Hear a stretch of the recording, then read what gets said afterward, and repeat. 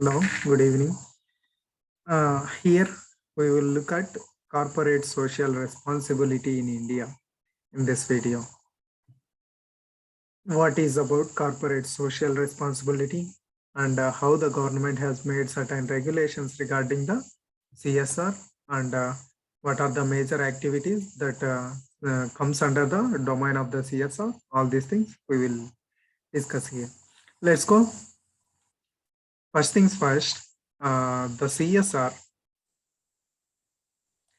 Section 135 of the Companies Act 2013 mandates companies with a particular turnover or net worth and net profit spend 2% in their average net profit in the corporate social responsibility. While Schedule 7 of the Act prescribes activities which shall be called as CSR activities. According to the legislation, Section 135 of the Companies Act, it mandates a company with a particular turnover or particular net worth or particular net profit, that company has to spend 2% in their average net profit on corporate social responsibility. This is about Section 135 of Companies Act, whereas Schedule 4 of the Act prescribes which activities comes under the corporate social responsibility. With a span of 6 years, these CSR rules have been amended multiple times and the central government has at different times added more activities as well as two high-level committees on CSR has been appointed. Is CSR in India facing a cases of excessive over-regulation when it comes to the basically are a voluntary nature? These things we will see. Coming to the corporate social responsibility in the recent times has become an important issue in the business world. There is an ongoing debate about the way of the corporate social responsibility should be regulated. This debate in various countries going on. Different countries follows different ways to implement the corporate social responsibility. In many countries, CSR is self-regulated, while in others it is regulated through a code of conduct or through a law. And it is very few countries it is enforced through a special legislation.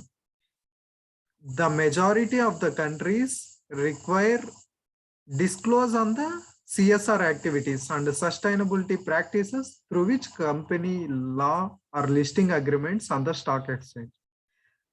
Some of the countries require to disclose the activities of the CSR. The emergence of the CSR legislation in some countries has raised a debate.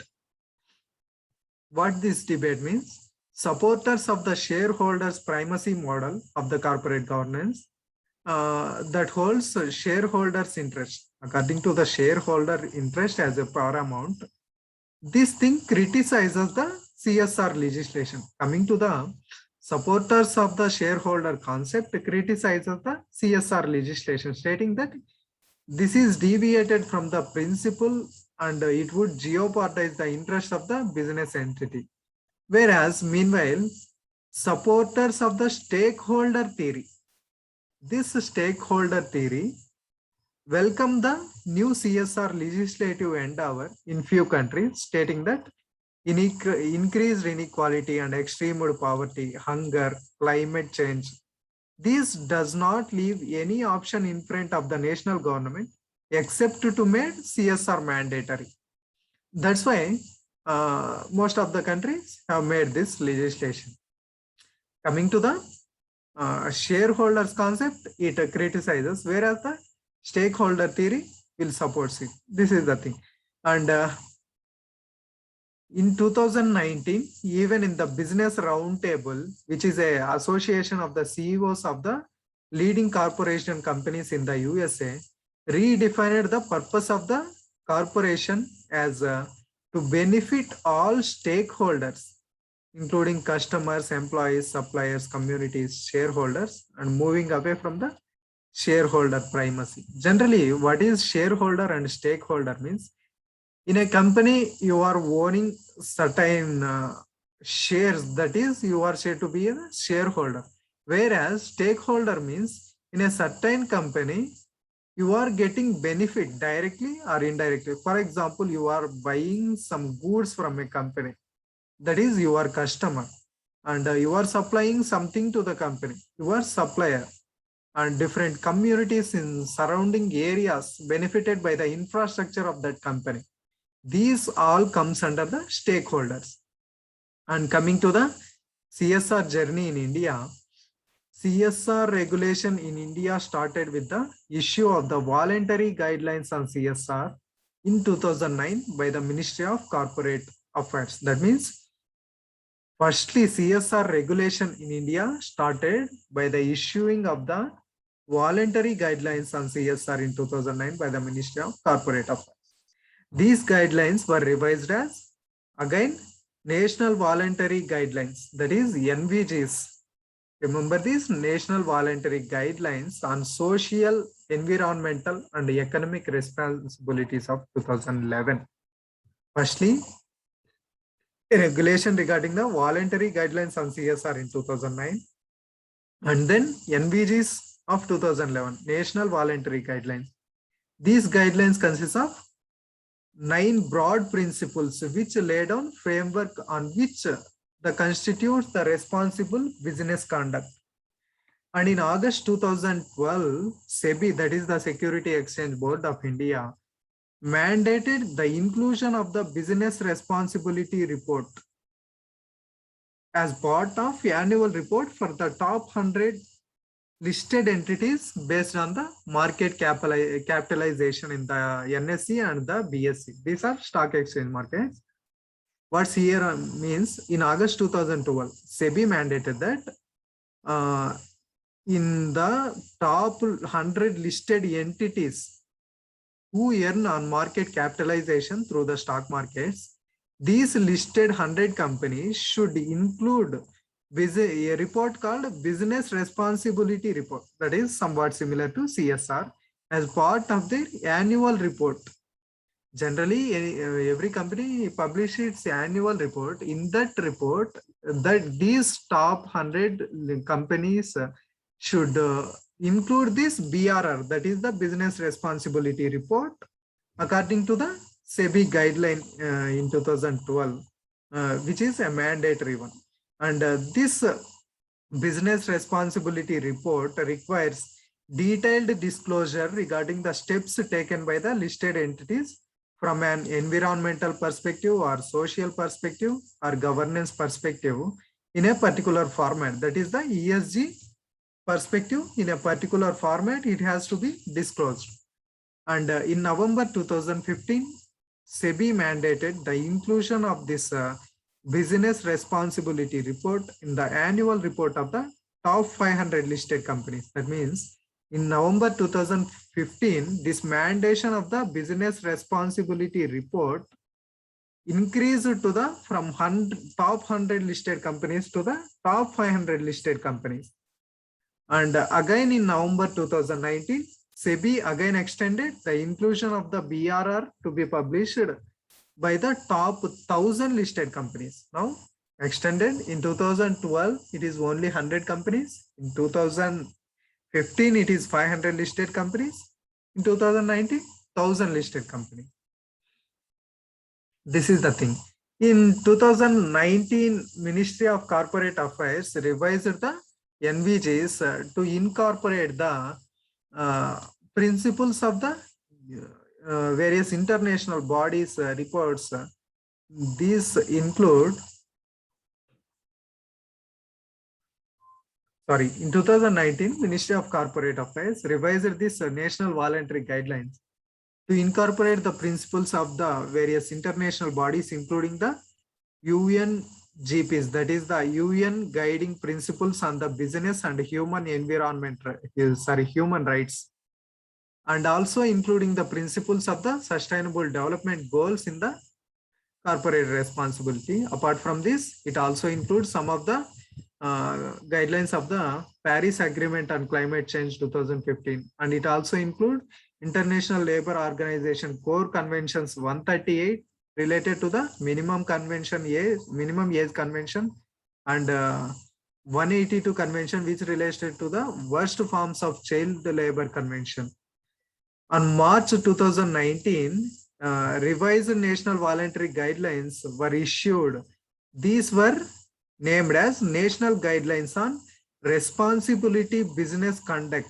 That is the NGRBC, National Guidelines on Responsibility Business Conduct, has been revised, which constitute a set of 9 principles encouraging the business entities to not only to operate in the business responsibility and sustainability, but also have to support their suppliers, vendors, distributors, and partners, and also other stakeholders to follow the suit. In 2018, this Ministry of Corporate Affairs also constituted a committee on the business responsibility in order to report to develop a new BRR format, which keeping in view the worldwide development in sustainability reporting framework. In order to enhance the responsibility towards the worldwide development, a new committee has been set up by the Ministry of Corporate Affairs and Business Responsibility. This committee on August 11, 2020, recommended a new reporting format. This is named as Business Responsibility and Sustainability Report. Previously, it is named as BRR, Business Responsibility Report. Now it is, according to 2000 latest committee, it is named as Business Responsibility and Sustainability Report, including the sustainability concept, which will serve as single source for all non-financial disclosures, which acts as single source for all non-financial disclosures according to the Government of India 2020. Based on the recommendations of this committee only, in May 2020, the SEBI mandated so-called 1,000 listed companies to submit their business responsibility and sustainability report instead of a BRR on a voluntary basis from financial year 2021 to 22, and by 2022 to 23 it is a mandatory basis. Firstly initiated as a voluntary, then it will come under the mandatory thing. And coming to the mandatory corporate social responsibility spending, Section 135, we discussed about this. Section 135 of the Companies Act mandated companies to spend on the CSR, which is effective from the 1st April 2014. There are many reasons for the government to mandate the companies in India to spend on CSR. What are the reasons? All this when it is considered as voluntary act of business organization worldwide.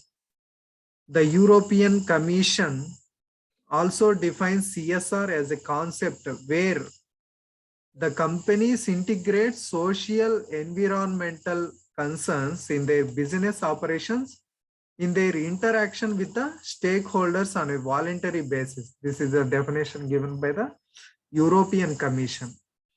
India ranks 131 out of 189 countries in the UNDP's Human Development Index of 2020 with an HDI value of 0.645, which is a major concern here. The country ranks 94 out of 107 countries on Global Hunger Index with a score of just 27.2, which is a serious matter considering with the neighboring countries of India, whereas China ranked between 1 and 17, whereas Iran at 39, Sri Lanka at 64, Myanmar at 78, Nepal at 73, Bangladesh at 75, Pakistan even at 88, far above the India just at 94 only. This indicates that richest 1% of the population of India owns 51.5% of total country's wealth, whereas 10% of the top richest mans hold 77.4% of the total country's wealth. Around 10% of while the bottom 60% of the population only hold 4.7% of the total country's wealth. Highlighting the deep inequality in the country, India is the fifth most populated country in the world. India is the fifth most populated country in the world with respect to the, not populated. Populated is second most. And with respect to the polluted, fifth most polluted country in the world, according to a report, 21 of the world's 30 most polluted cities are in India. This data highlighted the issues and challenges in front of the governments in the world.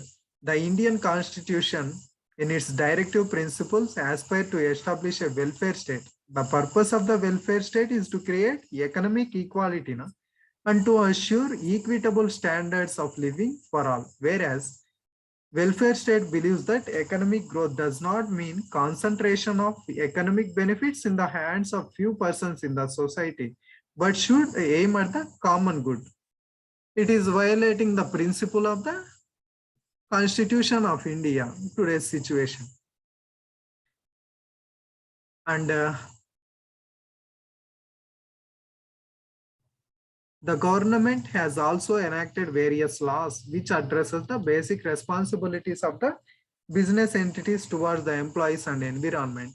Similarly, the government mandates that every company of a particular size should spend 2% of its average net profit on the specified CSR activity. That means every company, whatever the size of the company, it has to spend 2% of its average net profit on the corporate social responsibility. This is the provision, and for this reason, we have implemented the CSR due to this inequality in the economic distribution. CSR provision, section 135 of the Companies Act states that every company having net worth of 500 crore or more, turnover of 1000 crore or more, net profit of 5 crore or more during the immediately preceding financial years shall spend in every financial year at least 2% of the average net profits of the company during the 3 years immediately preceding financial years in pursuance of its CSR policy. That means it is considering three things. Either it may be net worth of that company, turnover of that company, net profit of that company. If a company having net profit of 500 crore or above, or it may be having turnover of 1000 crore or more, or it may be having net profit of 5 crore or more, that company should this is the scores relating to the preceding financial years of that company economic growth. These companies have to spend in every financial year at least 2% of the average net profits of that company. This 2%, what the 2% constitute means, this will be calculated from immediately 3 preceding years financial net profits that has to be spent on the CSR. The provision prescribes that companies shall mandatorily spend it if it fulfills the requirement of all these three criteria, any of the three criteria, including net worth, turnover, and net profit. In case of a company with negligible or negative profit, but fulfilling the criteria of net worth or turnover, no profit, but it is having net worth or turnover, it is still must to spend on the CSR, which may not be sustainable. That means you are not earning profits, but you have to spend 2% of the corporate social responsibility with respect to the net worth and turnover, which is not sustainable for that companies. The regulation should have given exemption to those companies whose net profit are at break even or negative, or the net profit should have been put as an additional criteria rather than a substitution criteria. This is the exception here. And it also states that if a company fails to spend this amount, the board shall in its report specify the reasons for not spending the amount unless unspent amounts related to any ongoing project transfer of such unspent amount to a fund specified in the schedule 7 has to be done. This is the thing. And coming to the compliance features, initially section 135 did not specify any penalty in case of the company was unable to spend on CSR, whereas Companies Amendment Act of 2019 incorporated subsection of 7 of the section 135, which provided the company now shall be punishable with a fine of not less than 50,000 rupees, and which may be extended to up to 25 lakhs. And every officer in default shall be punishable with imprisonment for a term extending to the 3 years, or also with the fine which shall not be less than 50,000 and extend up to 5 lakhs, or with both shall be punishable. Previously, there is no punishment before 2019. It is just like a comply or explain mode. Now it is punishable under the subsection 7 of the section 135, that both the company and the officer in charge has to be punishable. And in this regard, the ministry replying to the Parliament Standing Committee on a finance question stating that who will monitor the obligation of these companies, it is replying that the CSR provision is on public disclosure, and it further stated that ministry has not thought to establish any oversight mechanism to monitor the compliance by the corporates. The High Level Committee 2015 stated in its report that as regard to the penalty of non-compliance with CSR provisions of the Company Act, present provisions in the law appear to be sufficient. There is no another need to establish a overseeing mechanism, all these things. The question is what happened that it led to the incorporation of fines and imprisonment for violation of the section 135. And in 2021, the government again reviewed the provisions and made it a civil offense by stating that in case of violation of the CSR provisions, companies shall be liable to a penalty of twice the amount required to be transferred by the company to be specified fund under the unspent CSR amount, which may be 1 crore or whichever is less. The officer in default shall be liable to a penalty of 1/10 of the amount required to be transferable by the company to the specified fund to the unspent CSR account, or 2 lakh rupees, whichever is less, that should be payable by the officer. And coming to the charitable contributions, one-off events or expenditures such as marathons, awards, charitable contributions, advertisements, sponsorships, and television programs, which would not be qualified as part of the CSR expenditure. Here, the concern rises that these things, marathon, awards, charitable contribution, advertisement, sponsorships to the television programs, these would not be qualified as CSR expenditure. If a charitable contribution is not CSR provision, then what is the significance of inclusion of a charitable contribution as a CSR under the Schedule 7 of the Companies Act? This arises a confusion with this regard. And contribution of the Swachh Bharat Kosh for the promotion of the sanitation, and various questions rises. This is the first question. Contribution of Swachh Bharat Kosh for the promotion of sanitation, and contribution of Clean Ganga Fund for rejuvenation of the Ganga, and contribution to the PMNRF, that is the National Relief Fund, and contribution to the PM Cares Fund, that is the Citizenship Assistance and Relief in Emergency Situations Fund, or any other fund set up by the central government for socio-economic development and relief and welfare of the scheduled caste, scheduled tribe, and backward classes and minorities group.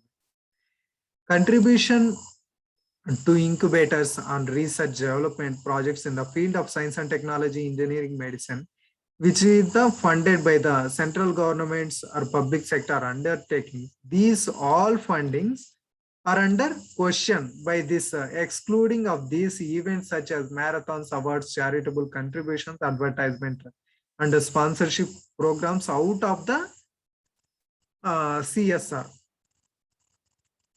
the contributions relating to the public funded universities, including IITs, national laboratories, all these things are under question. It clearly shows a mismatch between the FAQs issued by the Ministry of Corporate Affairs, which prohibits charitable contribution as a CSR expenditure. According to the FAQs of the Ministry of Corporate Affairs, charitable contribution is not a CSR expenditure. Whereas Schedule 7 of the Companies Act mentions that charitable contribution as a CSR expenditure. Here rises the concern. Further, there is no logic of excluding a marathon from the CSR activity. Generally, marathon has a great health benefits for the participants. Apart from the raising of awareness on the health issues, it will be another concern here. Again, contribution to the corpus and a registered public trust or a registered society or a Section 8 company qualify as a CSR expenditure as long as trust or society or Section 8 of the company is created exclusively for undertaking CSR activities, whereas corpus is created exclusively for purposely directly relatable to the subject under the Schedule 7. The question remains how such charitable contributions is CSR expenditure, which is also clarified that it must be eligible for the CSR and it has to be in a project or a program mode. There are clear conflicts in this nature and contrary to the concept of the CSR. And coming to the CSR and normal business operations, any activity undertaken by a company in pursuance is normal course of business does not consider or qualify as a CSR. Any company's activity comes under the normal course of the business is not a CSR activity.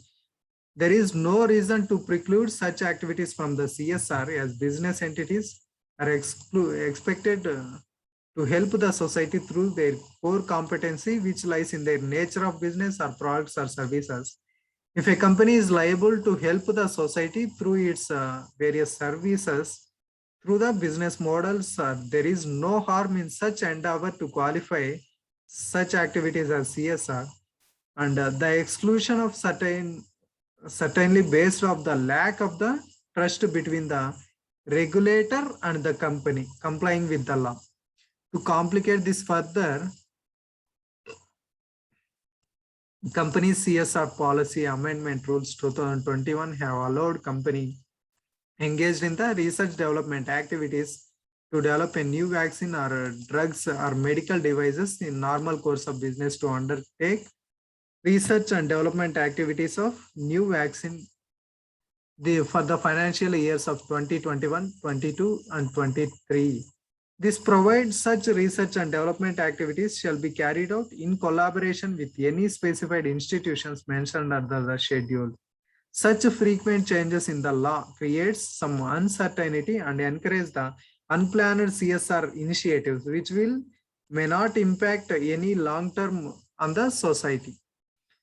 And this is the things according to the first part of this video. That's all. Thank you.